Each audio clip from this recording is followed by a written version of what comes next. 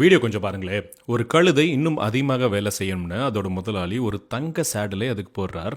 இந்த மில்லோட மிக முக்கியமான ஆளே நீதான், நீ இல்லைனா எதுவுமே இங்கே நடக்காதுன்னு புகழ்றார். இந்த கழுதையும் நான் மற்றவங்கள மாதிரிலாம் கிடையாது, நான் ரொம்பவே ஸ்பெஷல்னு தீர்க்கமாக நம்புது. அதுக்கப்புறம் அது உயிரே போகிற அளவுக்கு வேலை பார்க்க ஆரம்பிக்குது. உடம்பு சரியில்லைனாலும் நிற்கலை, சோர்வாக இருந்தாலும் ஓய்வு எடுக்கல. ஏன்னா நான் இன்னும் எல்லாமே நின்றுரும்னு அது நம்புது. ஆனால் ஒரு நாள் அதிக உழைப்பால் ரத்தம் கக்கி கீழே விழுந்துடுச்சு. இப்போ அந்த எஜமான் அதை காப்பாற்றலை. இனிமேட்டு இது யூஸ் ஆகாதுன்னு சொல்லி அதை காலால் தள்ளி அந்த தங்க சேடலை எடுத்து இன்னொரு இளம் கழுதைக்கு போடுகிறார். அப்போதான் அதுக்கு புரிஞ்சிச்சு, அவர் நேசித்தது அந்த கழுதையே இல்லை, அதோட உழைப்பை தான். வாழ்க்கையிலுமே இதே மாதிரி தானே, சில பேர் உங்களை அதிகமாக புகழ்வாங்க, அது உங்களை மதிச்சு இல்லை, உங்களால் கிடைக்கிற பயனுக்காக.